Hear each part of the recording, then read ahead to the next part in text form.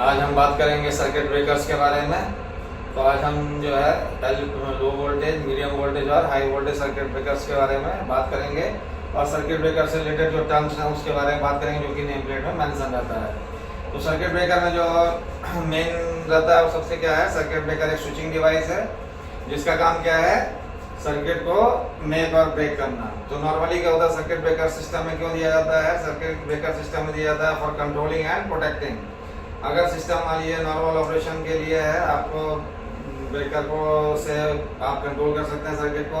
अगर आपको उसको बंद करना है, चालू करना है, जब भी आपका रिक्वायरमेंट हो, as per requirement you can close and open the breaker to as per your requirement. फिर सेकंड क्या रहता है, अगर मान लीजिए आपके सिस्टम में कोई प्रॉब्लम आता है, ओवरकरंट हुआ, ओवरलोडिंग हुआ या शॉर्ट सर्किट कुछ हुआ, तो उस केस में सर्किट ब्रेकर को क्या करना है, ऑटोमेटिकली ऑन प्रोडक्शन रिले से जो कमांड आएगा उसका ऑटोमेटिकली उसको ट्रिप होना है। ट्रिप होने के बाद में फॉल्ट को आइसोलेट करना है।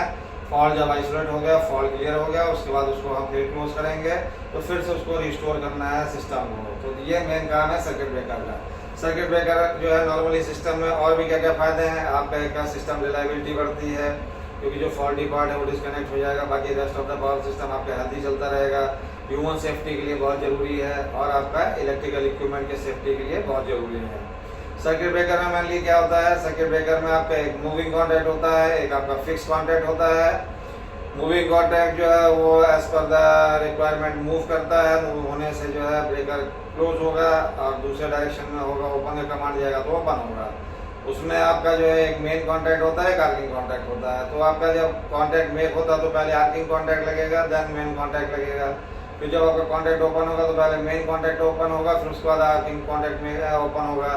तो आपका जो मेन आर्क प्रोड्यूसिंग वो कहाँ पे होता है, आर्किंग कॉन्टैक्ट के पास होता है। तो आर्किंग कॉन्टैक्ट इसीलिए आपका हैवी बनाया जाता है, उसका मटेरियल ऐसा बनाया जाता है कि आर्किंग से वो कॉन्टैक्ट खराब ना हो। फिर आपका आर्किंग जो है जो हो रही है during opening of the breaker, उसको आप क्वेंच कैसे कर रहे हैं, एयर से कर रहे हैं, ऑयल से कर रहे हैं, कि वैक्यूम में कर रहे हैं, कि एसएफसी के थ्रू कर रहे हैं, उसके हिसाब से आपका ब्रेकर डिजाइन रहता है कि एयर सर्किट ब्रेकर है, कि वैक्यूम सर्किट ब्रेकर है, कि एसएफसी सर्किट ब्रेकर है। उस हिसाब से उसका फिर जो है डिफाइन करते हैं कि ब्रेकर किस सिस्टम का है, किस टाइप का ब्रेकर लगा है। फिर आप जब ब्रेकर में देखेंगे तो ब्रेकर में नॉर्मली क्या रहता है, आपका वोल्टेज रेटिंग एक मेंशन रहता है, करंट रेटिंग मेंशन रहता है। तो करंट रेटिंग जैसे मेंशन है कि ब्रेकर मान लीजिए 800 एम्पियर का है, कि 2000 एम्पियर का है, कि 5000 एम्पियर का है, तो उसका क्या मतलब रहता है कि ब्रेकर जो है ये इतना आरएमएस करंट, इतना जैसे 5000 एम्पियर लिखा है तो 5000 एम्पियर करंट आरएमएस वैल्यू का ब्रेकर के थ्रू कंटिन्यूअस अगर फ्लो कर रहा है तो ब्रेकर का जो करंट कैरिंग पार्ट्स है वो बिना हीट हुए उस करंट को कंटिन्यूअस कैरी कर सकता है। तो ये हो जाता है ब्रेकर का करंट रेटिंग। फिर ब्रेकर में एक दूसरा जो इम्पोर्टेंट फैक्टर है क्या है, वोल्टेज रेटिंग। वोल्टेज रेटिंग मतलब कितने वोल्टेज रेटिंग में आपको ब्रेकर को इंस्टॉल करना है। 415 का करना है तो 415 वोल्ट रेटिंग का ब्रेकर लगाएंगे। 6.6 पे लगाना है तो 6.6 के भी वोल्टेज रेटिंग का लगाएंगे। 33 का लगाना है तो 33 के भी वोल्टेज रेटिंग का लगाएंगे। क्यों? क्योंकि उतना उसको इंसुलेशन को विथस्टैंड करना है। वोल्टेज रेटिंग का दूसरा एक और मीनिंग क्या निकलता है, वोल्टेज रेटिंग अगर आप करेंगे तो उसमें लिखा रहता है it's a function of the circuit breaker's ability to quench the arc. Internal arc जो प्रोड्यूस होता है during opening of the breaker, जो ब्रेकर को जब हम ओपन करते हैं जो आर्क प्रोड्यूस होता है उसको भी उसको क्वेंच करना है। That is also called as the voltage rating of the circuit breaker. तो जब हम सर्किट ब्रेकर में वोल्टेज रेटिंग की बात करते हैं तो हमको टोटल कितने टाइप की वहाँ पे वोल्टेज रेटिंग दिखाई देती है, वहाँ पे हमको टोटल 4 टाइप की वोल्टेज रेटिंग दिखाई देती है सर्किट ब्रेकर में। जब हम देखेंगे क्या क्या रहता है, आपका एक वहाँ पे मेंशन रहता है नॉर्मल वोल्टेज, फिर आपका एक क्या रहता है हाईएस्ट सिस्टम वोल्टेज, एक आपका क्या लिखा रहता है power frequency with stand voltage, और एक आपका क्या लिखा रहता है इंपल्स वोल्टेज। ये 4 वोल्टेज जो है हर सर्किट ब्रेकर में मेंशन रहते हैं। तो नॉर्मल वोल्टेज जैसे मान लीजिए आपका 11 केवी का ब्रेकर है तो 11 केवी लिखा रहेगा, 33 केवी का ब्रेकर है तो 33 केवी लिखा रहेगा, 132 केवी का ब्रेकर है तो 132 केवी लिखा रहेगा, 220 केवी का ब्रेकर है तो 220 केवी लिखा रहेगा, और 400 केवी में ब्रेकर लगाया तो 400 केवी उसका नॉर्मल वोल्टेज जब रेटिंग लिखा रहेगा वो ऐसे लिखा रहेगा। फिर उसके बाद में उसका हाईएस्ट सिस्टम वोल्टेज रेटिंग जो लिखा रहेगा वो क्या लिखा रहेगा 12 केवी लिखा रहेगा, 33 केवी में क्या लिखा रहेगा 36 केवी लिखा रहेगा, 132 केवी में 145 केवी लिखा रहेगा, 220 केवी में 245 केवी लिखा रहेगा, और 400 केवी में 420 kV लिखा रहेगा। इसका क्या मतलब है, इतना वोल्टेज अगर है आपका सिस्टम का तो ब्रेकर कंटिन्यूअसली कैरी कर सकता है इस वोल्टेज को, उसका सारा इंसुलेशन इतने वोल्टेज को कंटिन्यूअस कैरी करने के लिए कैपेबल है। फिर आपका क्या आता है, power frequency resistant voltage. Power frequency resistant voltage जैसे 11 kV के लिए 28 kV लिखा रहता है। आपका 33 kV में कितना लिखा रहता है, 70 kV लिखा रहता है। आपका 132 kV में कितना लिखा रहता है, 275 kV लिखा रहता है। फिर आपका 220 kV में कितना लिखा रहता है, ये लिखा रहता है 460 kV लिखा रहता है। और आपका 400 kV में कितना लिखा रहता है, 610 kV लिखा रहता है। तो ये क्या रहता है, पावर फ्रीक्वेंसी रेजिस्टेंट वोल्टेज जो है कितने देर के लिए रहता है, ये 1 मिनट के लिए इसको करते हैं हम लोग। ये लिखा रहता है 1 मिनट, मतलब 60 सेकेंड तक आपका जो है इतना वोल्टेज जो है ब्रेकर चेक्ड है। मतलब क्या हुआ कि अगर आपका जो है ब्रेकर में एक मिनट तक इतना वोल्टेज जो है हम लोग उसके पोल के अक्रॉस में इंजेक्ट करके चेक करते हैं।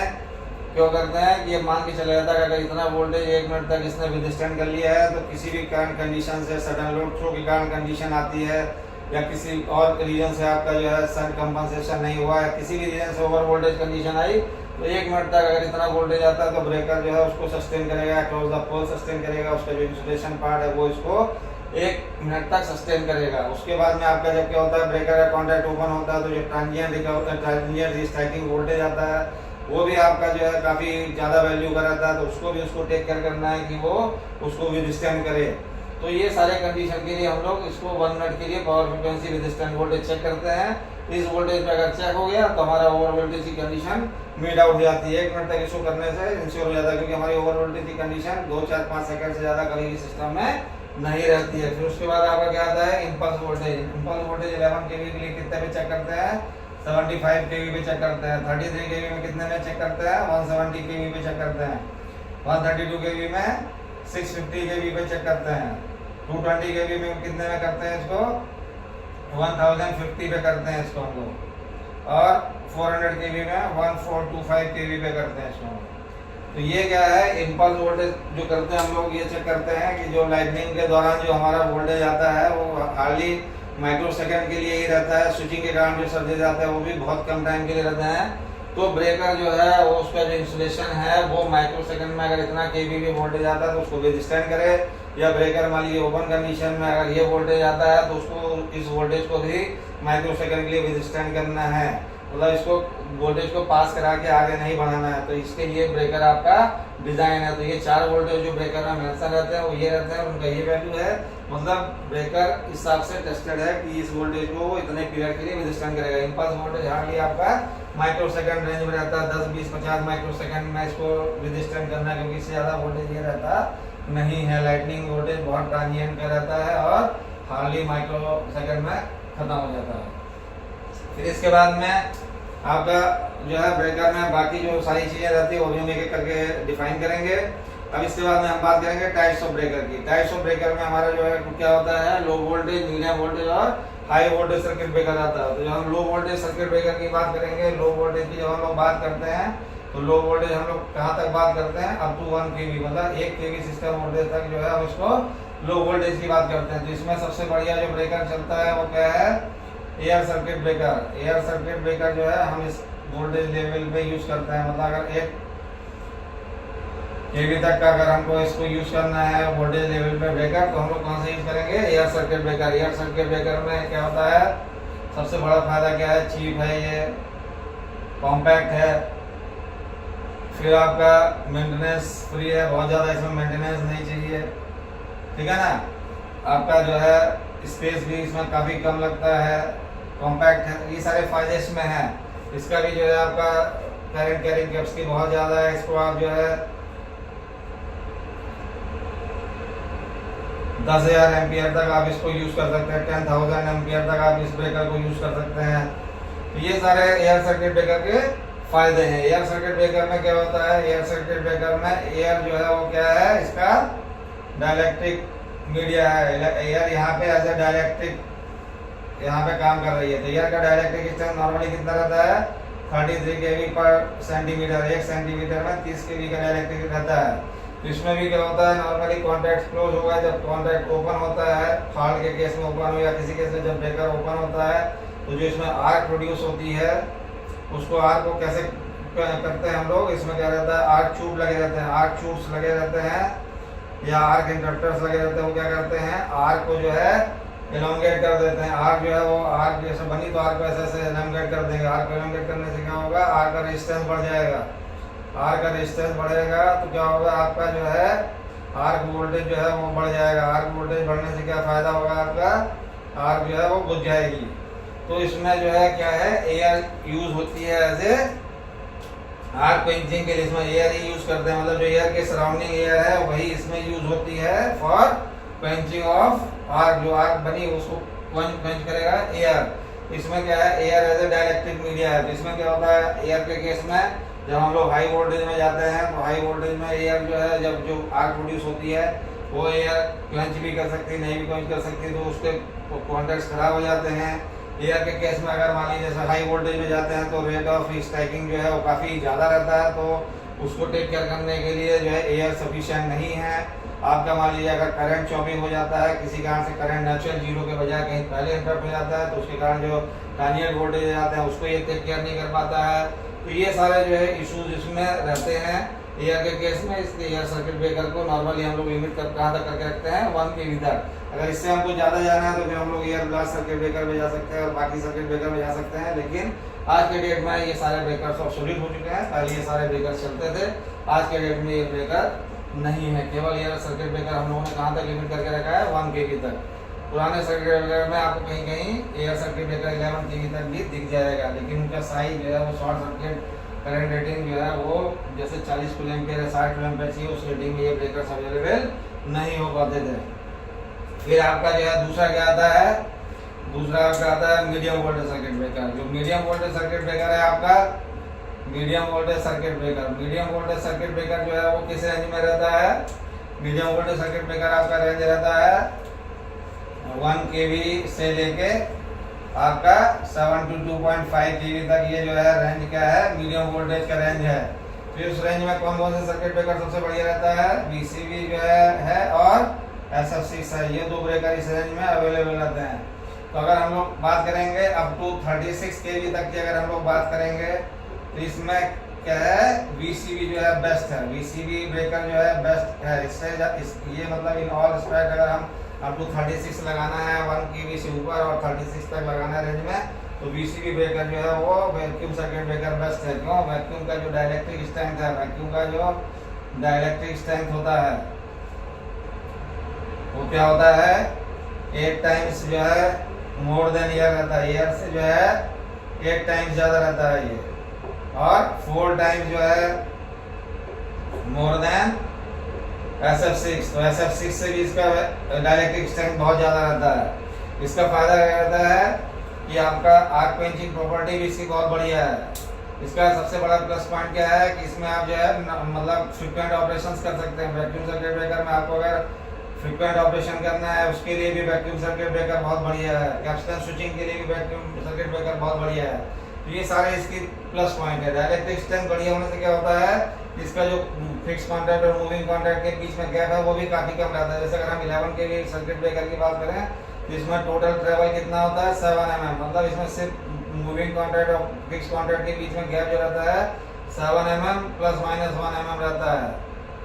अगर 33 kV की बात करेंगे हम लोग तो उसमें जो है 23 mm ± 1 mm रहता है। इतना ट्रेवल में ही इसका काम हो जाता है। इतने में ही ये जो है आर्क को क्वेंच कर लेता है, इतने में उसका डाइलेक्ट्रिक स्ट्रेंथ मेंटेन हो जाता है। मतलब 23 mm गैप में 33 kV का वोल्टेज मेंटेन हो जाता है। तो वैक्यूम सर्किट ब्रेकर अगर हम लोग बात करेंगे तो इस रेंज में सबसे बढ़िया ब्रेकर बोला जाता है कि वैक्यूम सर्किट ब्रेकर। इसको आप इंडोर भी लगा सकते हैं, आउटडोर भी लगा सकते हैं। वैक्यूम सर्किट ब्रेकर जो है वो आपका नॉर्मली इसमें सिर्फ एक जो रहता है वैक्यूम चेक करने का जो रहता है, जैसे इसमें वैक्यूम आपका जो रहता है वैक्यूम इंटरप्टर्स के अंदर जो वैक्यूम रहता है वो 10⁻⁻6 kg/cm² के रेंज में रहता है। हाई वैक्यूम रहता है तो आपको ये वैक्यूम इंश्योर करना है। अगर इसको इंश्योर करने के लिए फिजिकली चेक कर लेते हैं वैक्यूम इंटरप्टर्स को। आप जो आपका कंबाइंड मैकेनिज्म RYB का उसको निकाल दीजिए मैकेनिज्म से, और आप पोल का जो है प्रेशर चेक करिए। अगर प्रेशर सही मिलता है, दबाने में आपको काफी सफिशिएंट प्रेशर लग रहा है तो इसका मतलब वैक्यूम इंटैक्ट है। नहीं लग रहा है तो वैक्यूम हो सकता है आपका ड्रॉप हो गया हो तो उसको फिर आपको कैसे चेक करना पड़ेगा। उसके लिए आपको हाई वोल्टेज इंजेक्शन से और दूसरे तरीके से आपको इंश्योर करना पड़ेगा कि आपका वैक्यूम इंटैक्ट है कि नहीं है। वैक्यूम सर्किट ब्रेकर की बात करें, अगर हम इसको बोलते हैं कि 132 केवी 220 केवी में क्यों यूज करते हैं, उस केस में हमको क्या करना पड़ेगा, जो वैक्यूम इंटरप्टर्स हैं इसको हमको सीरीज में कई सारे इंटरप्टर्स लगाने पड़ेंगे इस वोल्टेज के लेवल पे लाने के लिए। एक इसका एक ड्रॉबैक है तो उससे क्या होगा, कॉस्ट भाग जाएगा। उस टाइप के ब्रेकर्स बहुत कम बनते हैं तो वो अनइकोनॉमिकल हो जाएगा। और एक सबसे बड़ा प्रॉब्लम क्या आता है, जब हाई वोल्टेज की बात करते हैं तो हाई वोल्टेज में कॉन्टैक्ट के अक्रॉस में जब हाई वोल्टेज आता है तो स्ट्रे कैपेसिटेंस बहुत ज़्यादा आता है। स्ट्रे कैपेसिटेंस रहने से क्या होता है, आपका डाइलेक्ट्रिक स्ट्रेंथ जो है वो वैक्यूम का कम हो जाता है। वैक्यूम का डाइलेक्ट्रिक स्ट्रेंथ कम होने से जो वैक्यूम की प्रॉपर्टी थी आर्क क्वेंचिंग की और सारी जो प्रॉपर्टी है ये हाई डाइलेक्ट्रिक स्ट्रेंथ की ये प्रॉपर्टी कम हो जाती है। इसलिए वैक्यूम सर्किट ब्रेकर को हम लोग हाई वोल्टेज में नॉर्मली अवॉइड करते हैं यूज करने के लिए। फिर आपका तीसरा जो सर्किट ब्रेकर आता है वो कौन सा आता है, हाई वोल्टेज सर्किट ब्रेकर। तो जब हम लोग हाई वोल्टेज सर्किट ब्रेकर की बात करते हैं तो हाई वोल्टेज सर्किट ब्रेकर में हम लोग किस रेंज में बात करते हैं, जब हम लोग हाई वोल्टेज सर्किट ब्रेकर की बात करते हैं, high voltage circuit breaker, high voltage circuit breaker कहाँ से आता है आपका 72.5 kV से लेके 765 kV तक। इस रेंज में जो ब्रेकर आएगा वो कौन सा आएगा, हाई वोल्टेज सर्किट ब्रेकर। इस लेवल पे सबसे बढ़िया ब्रेकर कौन सा है, एसएफसी सर्किट ब्रेकर जो है सबसे बढ़िया है। इस ब्रेकर को ही आप सारे जगह यूज करते हैं हम लोग। क्यों, क्योंकि ब्रेकर जो एसएफसी गैस है, एसएफसी गैस में जो फील्ड रहती है उसका हाई थर्मल स्टेबिलिटी रहती है। थर्मल स्टेबिलिटी उसका बहुत बढ़िया है। उसका जो है आर्क क्वेंचिंग प्रॉपर्टी जो है वो सबसे बेस्ट है। मतलब हाई वोल्टेज पे जो है आर्क क्वेंचिंग प्रॉपर्टी है ये है। गैस जो है काफ़ी स्टेबल है। फिर आपका जो है इनर्ट गैस है, मतलब ये जो एसएफसी गैस है ये काफ़ी फायदेमंद है। इसकी जो है कूलिंग प्रॉपर्टीज बहुत अच्छी है। तो ये सारे इसके एसएफसी गैस के फायदे हैं जिसके चलते हम लोग क्या करते हैं, एसएफसी गैस सर्किट ब्रेकर को हम लोग हाई वोल्टेज में यूज करते हैं।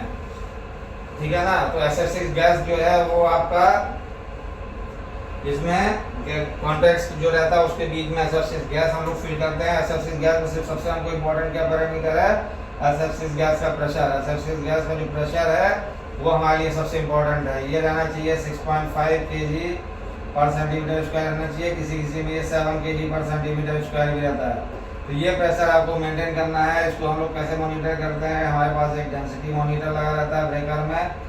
इस डेंसिटी मॉनिटर का काम क्या है, इस प्रेशर को 20 डिग्री सेंटीग्रेड के रिस्पेक्ट में 6.5 इसको हम लोग मेंटेन करते हैं। इसको ये वॉच करता रहता है। अगर आपका मान लीजिए प्रेशर जो है एसएफसी गैस प्रेशर अगर ये लेस देन 5.5 kg आ गया, लेस देन 5.5 kg आ जाएगा तो क्या करेगा, ये अलार्म जनरेट करेगा और आपके सिस्टम में अलार्म आएगा लो गैस प्रेशर का।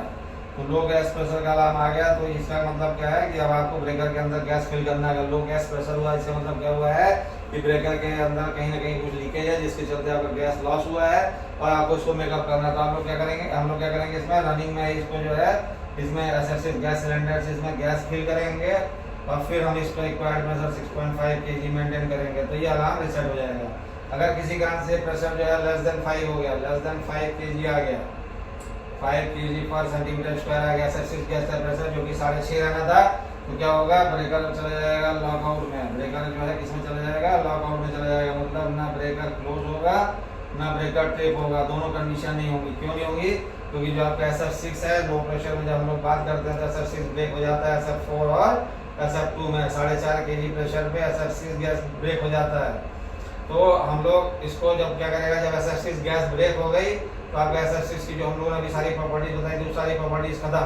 तभी जो आर्क प्रोड्यूस होगा फॉल्ट के केस में, सारे केस में जो आर्क प्रोड्यूस होगा उस आर्क को क्वेंच नहीं कर पाएगा और आपका जो है ब्रेकर का कॉन्टैक्ट जो है वो डैमेज हो सकते हैं और ब्रेकर जो है वो पोल भी फट सकता है। तो इसलिए गैस प्रेशर इसका जो है ये बहुत इंपॉर्टेंट है कि इसको आप लोग मतलब इस प्रेशर को मेंटेन रखिए। बस इसमें यही एक मेंटेनेंस है। अगर गैस लीक नहीं कर रहा है तो ये प्रेशर इंटैक्ट रहेगा हर मौसम में। तो एसएफसी सर्किट ब्रेकर में सिर्फ हमको गैस प्रेशर को मेंटेन करना है, यही हमारे लिए इम्पोर्टेंट है। इसको सारे हाई वोल्टेज में यूज करने का भी पर्पज यही है कि एसएफसी गैस का जो आर्क क्वेंचिंग प्रॉपर्टी है वो बहुत बढ़िया है, जिसके चलते इसको हाई वोल्टेज में हम लोग यूज करते हैं।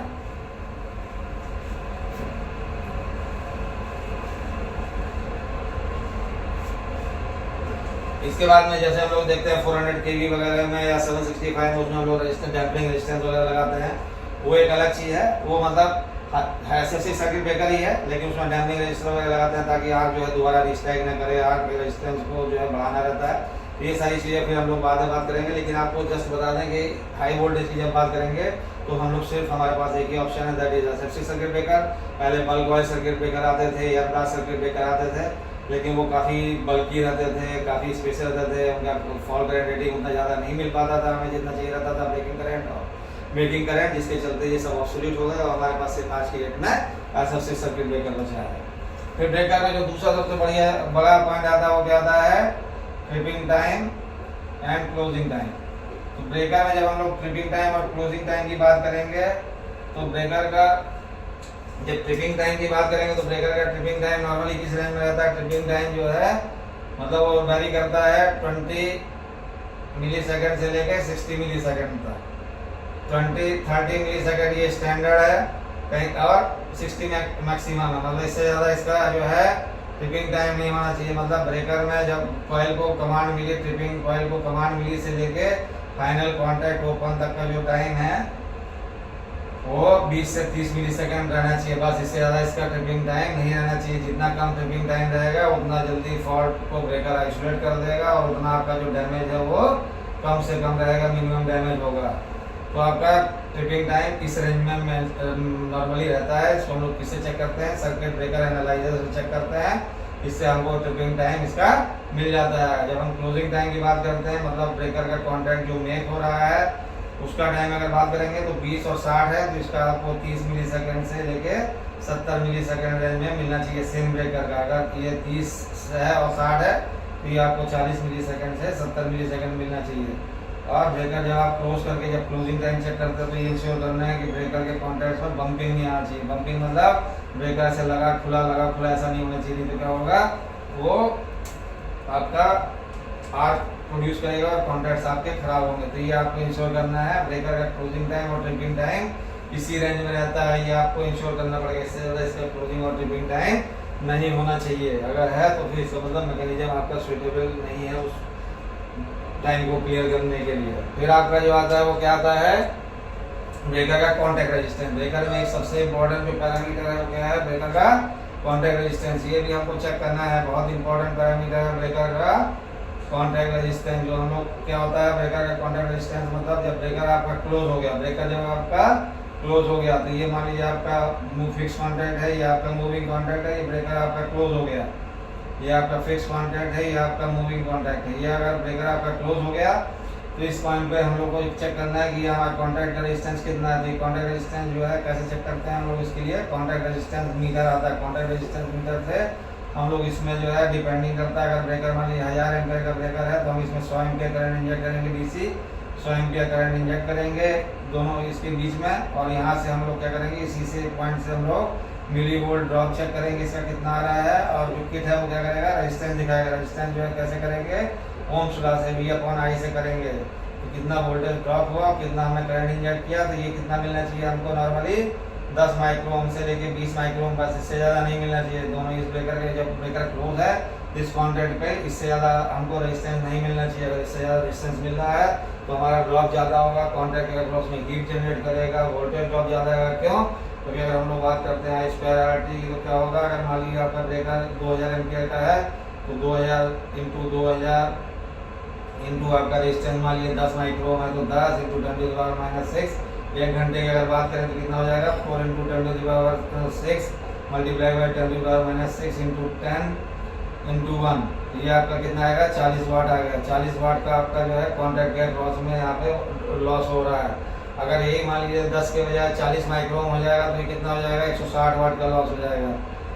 अगर ये 80 हो गया तो ये आपका 320 वाट का, तो जितना ज़्यादा ये होगा उतना ज़्यादा आपका हीट वहाँ पे प्रोड्यूस करेगा वाट लॉसेस के कारण, और उतना ज़्यादा आपका वहाँ पे कॉन्टैक्ट के क्रॉस में वोल्टेज ड्रॉप होगा। तो आपको ये इंश्योर करना है कि आपका जो है ब्रेकर का कॉन्टैक्ट रेजिस्टेंस 10 से 20 माइक्रो ओम के रेंज में ही रहना चाहिए। अगर इससे ज़्यादा है तो फिर आपको ब्रेकर का कॉन्टैक्ट को चेक करने की जरूरत है, कहीं कॉन्टैक्ट में फिटिंग तो नहीं आ गई या तो आपका ऑपरेटिंग मैकेनिज्म सही है कि नहीं है। फिर इसके बाद में आपका जो अगला आता है ब्रेकर में जो मेंशन रहता है वो क्या मेंशन रहता है ब्रेकर में, ब्रेकर का ड्यूटी साइकिल, ब्रेकर में ड्यूटी साइकिल मेंशन रहता है। क्या ड्यूटी साइकिल है तो नॉर्मली कैसे मेंशन रहता है 0.3 सेकेंड, फिर आपका जो है CO, फिर आपका मेंशन रहता है 3 मिनट, फिर आपका मेंशन रहता है CO। मतलब यहाँ पे ब्रेकर आपका ओपन हो रहा है, फिर ये आपका जो है डेड टाइम दिखाता है कि डेड टाइम है ब्रेकर का, ये फिर आपका क्लोज, फिर ओपन, फिर आपका ये बोलता है रिक्लेम टाइम, और ये आपका क्या बोलता है फिर आपका क्लोज फॉलोड बाय ओपन। तो इसका क्या मतलब है, ये ड्यूटी साइकिल की जरूरत कब पड़ती है, ये नॉर्मल ब्रेकर में ड्यूटी साइकिल मेंशन रहता है कि ब्रेकर का जो ऑपरेटिंग मैकेनिज्म है, ब्रेकर का जो कॉन्ट्रैक्ट्स है वो इस ड्यूटी साइकिल के लिए मतलब इस ड्यूटी साइकिल को विथस्टैंड कर सकता है। ये ड्यूटी साइकिल की जरूरत कब पड़ती है, जब हमारे ब्रेकर में ऑटो रिक्लोजर फीचर है। अगर ऑटो रिक्लोजर फीचर है ब्रेकर में तब इस साइकिल की जरूरत पड़ेगी, नहीं तो इस साइकिल की जरूरत नहीं पड़ेगी। तो इसमें क्या होता है कि मान लिया आपका सिस्टम सही चल रहा था, ब्रेकर क्लोज पोजीशन में है, किसी कारण से फॉल्ट हुआ, ब्रेकर में यहाँ पे जो है रिले से ट्रिपिंग कमांड आया, तो क्या होगा 30 मिलीसेकंड में आपका ब्रेकर ओपन होना चाहिए। 30 मिलीसेकंड ब्रेकर ओपन हो जाएगा। साथ साथ जैसे यहाँ पे ट्रिपिंग कमांड आएगा ब्रेकर के लिए, उसी समय ऑटो रिक्लोजर जो है वो रिले में इनिशिएट हो जाएगा। फिर क्या करेगा, ब्रेकर ओपन हो गया, ओपन 30 मिलीसेकंड में होने के बाद 300 मिलीसेकंड तक ब्रेकर जो है ओपन ही कंडीशन में रहेगा। उसके बाद में ऑटो रिक्लोजर के थ्रू ब्रेकर में जो है क्लोजिंग कमांड जाएगा। ब्रेकर अगर मान लीजिए अगर ब्रेकर जो है फॉल्ट क्लियर हो गया, ट्रांजिएंट नेचर का फॉल्ट था, फॉल्ट क्लियर हो गया तो ब्रेकर यहाँ पे क्लोज हो जाएगा और आपका ब्रेकर क्लोज में ही रहेगा। अगर मान लीजिए फॉल्ट क्लियर नहीं हुआ किसी रीजन से तो ब्रेकर फिर फॉल्ट को फिर कर रहा है तो ब्रेकर फिर ओपन हो जाएगा। रिले के थ्रू कमांड आएगी तो ब्रेकर ओपन हो गया। ब्रेकर ओपन होने के बाद में अगर सिंगल शॉट ऑटो रिक्लोजर है, एक ही बार ऑटो रिक्लोजर कमांड जा रहा था तो ब्रेकर यहीं से फिर मैनुअल मोड में चला जाएगा, लॉकआउट में चला जाएगा। अगर मान लीजिए मल्टी शॉट रिक्लोजर है तो इसके बाद फिर ब्रेकर 3 मिनट तक रिक्लेम टाइम लेगा, मतलब यहाँ पे ब्रेकर का स्क्रीन चार्ज होगा। यहाँ पे ब्रेकर जो है वो क्या करेगा, आपका जो आपका डायरेक्ट्रिक है उसको मेंटेन करेगा, सारा कुछ करेगा, क्योंकि यहाँ पे ब्रेकर में फॉल्ट में ब्रेकर क्लोज हुआ है तो 3 मिनट तक ये रेस्ट रहेगा। रेस्ट करने के बाद फिर जो है मल्टी शॉट ऑटो रिक्लोजर के तो फिर क्लोजिंग कमांड जाएगा। फिर ब्रेकर क्लोज अगर हो गया, वेल एंड गुड, क्लोज हो गया तो फिर ये साइकिल रिपीट हो सकती है। अगर नहीं क्लोज हुआ, फॉल्ट परसिस्ट कर रहा था तो ब्रेकर फिर से ओपन हो जाएगा और ब्रेकर जैसे ही ओपन होगा इसके बाद क्या होगा, ब्रेकर मैनुअल मोड में चला जाएगा। जो ऑटो रिक्लोजर इनिशिएट जो यहाँ पे इनिशिएट हुआ था ये हट जाएगा, ब्रेकर मैनुअल मोड में से। अब ब्रेकर आपको जब भी ब्रेकर क्लोज करना है तो आपको कैसे करना है, मैनुअल कमांड देके ब्रेकर को क्लोज करना है। ब्रेकर में जो है वो ऑटो से क्लोज नहीं होगा। तो ये होता है ब्रेकर का ड्यूटी साइकिल। इसकी जरूरत कब पड़ती है, जब आपका ब्रेकर में ऑटो रिक्लोजर फीचर है। अगर ऑटो रिक्लोजर फीचर नहीं है तो इस ब्रेकर की इस साइकिल की जरूरत उस ब्रेकर में नहीं है। फिर आपका क्या आता है, नॉर्मली ब्रेकर में क्या रहता है, ब्रेकिंग करंट, मेकिंग करंट, और आपका तीसरा क्या देता है, मेकिंग शॉर्ट टाइम करंट, ये ब्रेकर में देता है। तो ब्रेकिंग करंट या शॉर्ट सर्किट ब्रेकिंग करंट एक ही है, मेकिंग करंट या शॉर्ट सर्किट मेकिंग करंट एक ही है। तो ब्रेकिंग करंट क्या होता है, ब्रेकिंग करंट की जब हम बात करते हैं तो ये क्या है, सिमेट्रिकल ब्रेकिंग करंट है। सिमेट्रिकल ब्रेकिंग करंट की बात करते हैं, सिमेट्रिकल करंट है ये। ब्रेकिंग करंट मतलब सिमेट्रिकल करंट है। इस सिमेट्रिकल करंट कैसे आता है, जो हम लोगों ने बताया था, हम लोग फॉल्ट कैलकुलेशन की बात कर रहे थे कि ये 3 अगर फेज हैं, RYB फेज है आपके 3, तो अगर हमने डायरेक्ट शॉर्ट सर्किट कर दिया, इस समय जो हम फॉल्ट होता है, इस समय जो मैक्सिमम करंट फ्लो करेगा that is called symmetrical breaking current. इस सिमेट्रिकल ब्रेकिंग करंट की बात हम यहाँ पे कर रहे हैं। ब्रेकर जैसे ही मेंशन रहता है, ये कहाँ से कहाँ तक मेंशन रहता है, 8 किलो एम्पियर से लेके RMS से लेके 100 किलो एम्पियर RMS तक ये हो सकता है। मतलब किसी भी ब्रेकर में 8 किलो एम्पियर RMS हो सकता है, किसी में 100 किलो एम्पियर RMS हो सकता है। ये किस पे डिपेंड करता है, ये इस पे डिपेंड करता है कि आपके सिस्टम का फॉल्ट करंट कितना। मान लीजिए आपका सारा सिस्टम का फॉल्ट करंट 3.7 किलो एम्पियर है मान लीजिए, तो आप क्या करेंगे, 8 किलो एम्पियर का ब्रेकर लगाएंगे। इससे क्या होगा, आपका कॉस्टिंग कम होगा। अगर आपको 40 किलो एम्पियर का ब्रेकर लगा देंगे इस फॉल्ट करंट के लिए तो आपका कॉस्ट ब्रेकर का ज़्यादा हो जाएगा। तो ये आपको कहाँ से निकल के आता है कि सिमेट्रिकल ब्रेकिंग करंट कितना चूज करना है। आपके सिस्टम का सिमेट्रिकल जब आपने फॉल्ट करंट कैलकुलेट किया था उस समय फॉल्ट करंट कितना निकल के आया, उस हिसाब से फिर आपको इस ब्रेकर की सिमेट्रिकल ब्रेकिंग करंट की रेटिंग डिफाइन करनी है।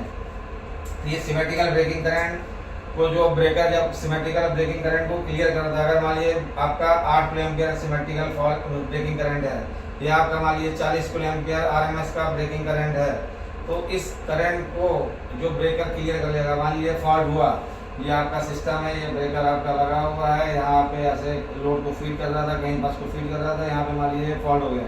ये फॉल्ट करंट का मैग्नीट्यूड अगर मान लीजिए 36 किलो एम्पियर है, तो इस फॉल्ट करंट को क्लियर कर दिया ब्रेकर। यहाँ पे इस फॉल्ट करंट को देखा और ब्रेकर जो है ओपन हो गया 30 मिली सेकेंड में, मान लीजिए जो भी इसका टिपिंग टाइम था, तो क्या हुआ, ब्रेकर जो है इस फॉल्ट करंट को क्लियर कर दिया। मतलब ये क्या कहलाएगा, ब्रेकर का ब्रेकिंग कैपेसिटी कहलाएगा, कि मतलब ब्रेकर ने इस फॉल्ट करंट को क्लियर कर दिया।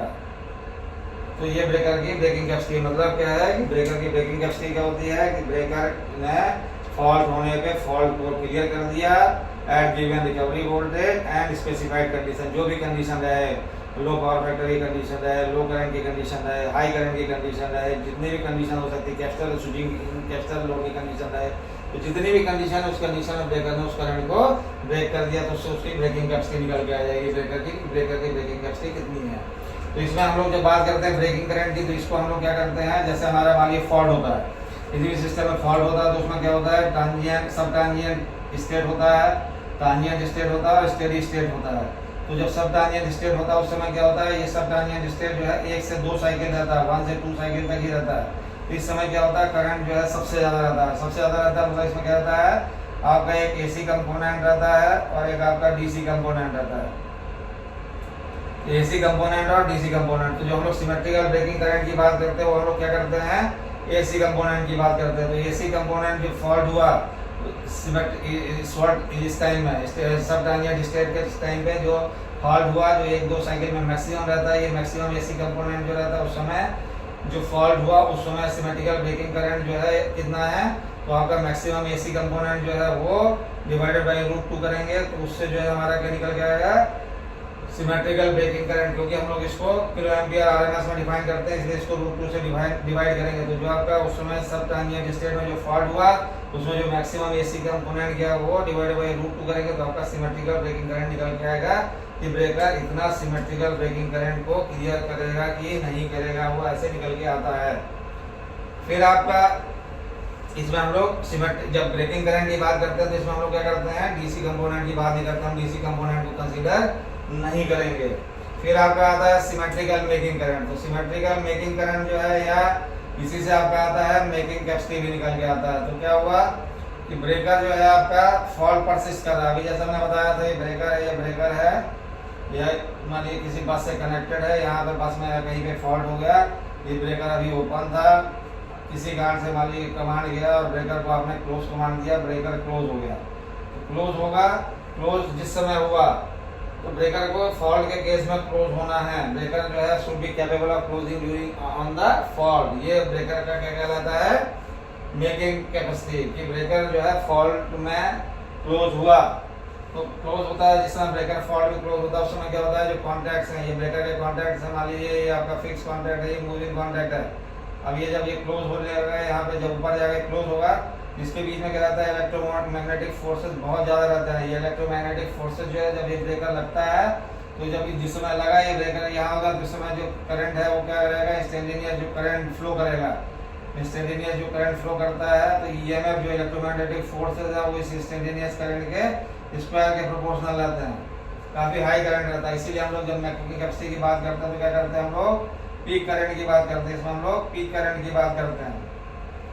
और इसमें हम लोग जैसे उसमें क्या हुआ, ब्रेकिंग करंट की बात कर रहे थे, तो हम लोग इसमें केवल सिमेट्रिकल ब्रेकिंग करंट की बात कर रहे थे। जब मेकिंग करंट की बात करते हैं तो इसमें हम लोग क्या करते हैं, पीक करंट लेते हैं। तो सिमेट्रिकल ब्रेकिंग करंट अगर मान लीजिए किसी ब्रेकर का 40 किलो एम्पियर आरएमएस था, तो 40 किलो एम्पियर मल्टीप्लाई बाय √2 करेंगे, तो इसमें कितना आ जाएगा, मान लीजिए 40 है, या इसको मान लीजिए 1 मान के चलते, फॉर एग्जांपल 1 है, 1 टाइम था ब्रेकिंग करंट, तो 1.414 हो जाएगा ये पीक करंट, इसका ब्रेकिंग करंट का इतना हो गया 1.414 टाइम्स। अब इसके बाद क्या होता है, जब हम लोग ब्रेकिंग करंट कैपेसिटी की बात करते हैं तो इसमें हम लोग क्या करते हैं, असिमेट्रिकल कंपोनेंट की बात करते हैं। हम लोग इसमें असिमेट्रिकल लेते हैं, जैसे मैं सिमेट्रिकल लिया था तो केवल हम लोग एसी कंपोनेंट की बात किए थे, असिमेट्रिकल लेते हैं तो इसमें हमको एसी भी बात करना है और डीसी भी बात करना है। तो क्या होता है, मैक्सिमम असिमेट्री जो रहता है उसको टेक केयर करने के लिए हम लोग क्या करते हैं, डबलिंग इफेक्ट को टेक करने के लिए 1.414 में 1.8 का मल्टीप्लाई कर देते हैं। क्यों? क्योंकि इसमें नॉर्मली डीसी कंपोनेंट जो है वो 80% के रेंज में रहता है, तो 1.8 से मल्टीप्लाई कर देते हैं इसको हम लोग, तो क्या होता है ये 2.55 टाइम्स ऑफ ब्रेकिंग करंट आ जाता है। मतलब अगर मान लीजिए आपका ब्रेकिंग करंट किसी ब्रेकर का 40 किलो एम्पियर है आरएमएस, तो उस ब्रेकर का कितना लिखा रहेगा, ये ब्रेकिंग करंट अगर मान लीजिए है तो मेकिंग करंट कितना लिखा रहेगा, 100 किलो एम्पियर आरएमएस लिखा रहेगा। अगर मान लीजिए किसी ब्रेकर का यही fault current breaking short circuit breaking current मान लीजिए अगर लिखा है 50 किलो एम्पियर आरएमएस, तो उसका अगर ब्रेकिंग करंट की बात करेंगे तो मेकिंग करंट कितना हो जाएगा, 125 किलो एम्पियर आरएमएस ऐसे उसमें ब्रेकर में मेंशन रहेगा। मतलब अगर ब्रेकर फॉल्ट में क्लोज होगा इतने करंट तक, अगर ये इतना करंट यहाँ पे इंस्टेंटेनियस करंट फ्लो करता है तो भी ब्रेकर का कॉन्टैक्ट जो है, ब्रेकर का tip arcing contact main contact सारे कॉन्टैक्ट कोई भी कॉन्टैक्ट डैमेज नहीं होना है इन एनी केस। और जो भी फॉल्ट डेवलप होगा, जो भी आर्क डेवलप होगा, ब्रेकर उस आर्क को क्लियर करेगा, कूल करेगा, ताकि ब्रेकर के कॉन्टैक्ट किसी भी केस में डैमेज ना हो। फिर आपका तीसरा आता है शॉर्ट टाइम करंट मेंशन आता है। शॉर्ट टाइम करंट या शॉर्ट टाइम कैपेसिटी बोलते हैं इसका, शॉर्ट सर्किट कैपेसिटी बोलते हैं ब्रेकर का। तो आपका ये क्या रहता है, जैसे आपको ब्रेकर का मान लीजिए 40 किलो एम्पियर आपका आरएमएस लिखा हुआ है ब्रेकिंग करंट, तो 40 kilo ampere short time current कितना हो जाएगा इसका, 40 किलो एम्पियर आरएमएस कितने देर के लिए विथस्टैंड कर रहा है, ये 1 सेकंड के लिए विथस्टैंड कर रहा है कि 3 सेकंड के लिए विथस्टैंड कर रहा है। अगर मान लीजिए 50 kilo ampere RMS breaking current लिखा है इसका, मान लीजिए 50 किलो एम्पियर ब्रेकिंग करंट है इसका आरएमएस, तो ये 50 किलो एम्पियर आरएमएस जो है 1 सेकंड के लिए विथस्टैंड कर रहा है कि 3 सेकंड के लिए विथस्टैंड कर रहा है। तो ये शॉर्ट टाइम करंट है, मतलब ब्रेकर इतना करंट इतने देर के लिए विथस्टैंड कर सकता है। 40 किलो एम्पियर 3 सेकंड लिखा है तो ये ब्रेकर के थ्रू, अगर ब्रेकर का मान लीजिए ब्रेकर का फिक्स कॉन्टैक्ट है, ये मूविंग कॉन्टैक्ट ये जुड़ गया है यहाँ पे, ये फिक्स कॉन्टैक्ट है और ये मूविंग कॉन्टैक्ट है, अगर ये लगा हुआ है कॉन्टैक्ट, तो इस केस में अगर मान लीजिए यहाँ पे कहीं पे फॉल्ट हो गया, कुछ हो गया, अगर इतना करंट फ्लो कर रहा है 50 किलो एम्पियर मान लीजिए ब्रेकर का रेटिंग है, 50 kilo ampere RMS current flow कर रहा है, अगर 3 सेकंड की रेटिंग है और ये करंट मान लीजिए 2.8 सेकंड तक भी फ्लो करता है, तो किसी भी केस में ब्रेकर का कॉन्टैक्ट डैमेज नहीं होना है, क्योंकि ब्रेकर इतने रेटिंग के लिए डिजाइन है। ये नॉर्मली किस लिए दिया जाता है, इसलिए दिया जाता है कि मान लीजिए आपकी इंस्टेंटेनियस फॉल्ट है, ट्रांजिएंट नेचर के फॉल्ट हैं, ये सारे जो फॉल्ट हैं वो फॉल्ट अगर होते हैं और ब्रेकर को हमको मान लीजिए नहीं टिक कराना है 1 सेकंड के लिए, उसको होल्ड करके रखना है, 1 सेकंड बाद फॉल्ट अपने आप क्लियर हो जाएगा, तो हम लोग इस टाइप की कैपेसिटी उसकी जरूरत है। इतना करंट अगर ब्रेकर के कॉन्टैक्ट के थ्रू फ्लो करे तो ब्रेकर के कॉन्टैक्ट में किसी भी प्रकार की कोई प्रॉब्लम ना आए। ये कहलाता है ब्रेकर का शॉर्ट टाइम करंट रेटिंग या शॉर्ट सर्किट करंट रेटिंग। फिर इसके बाद में जब हम बात करेंगे ब्रेकर में एक आता है एंटी पंपिंग रिले। तो एंटी पंपिंग रिले ब्रेकर में, ये भी ब्रेकर के प्रोटेक्शन के लिए है। एंटी पंपिंग रिले भी जो है वो क्या काम करता है, मान लीजिए आपका ये क्लोजिंग कॉइल है, ब्रेकर का क्लोजिंग कॉइल है, इसके पैरेलल में यहाँ पे क्या करते हैं कि एंटी पंपिंग रिले हम लोग लगा देते हैं, उसकी कॉइल आती है।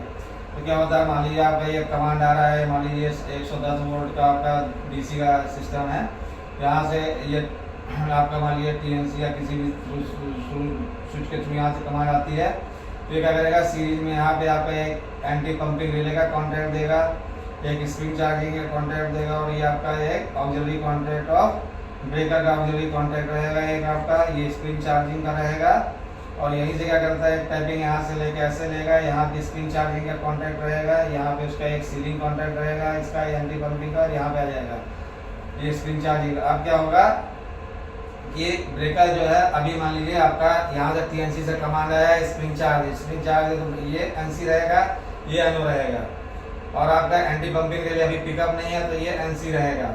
ब्रेकर अभी ओपन कंडीशन में है तो ऑक्सिलरी कॉन्टैक्ट एनसी रहेगा।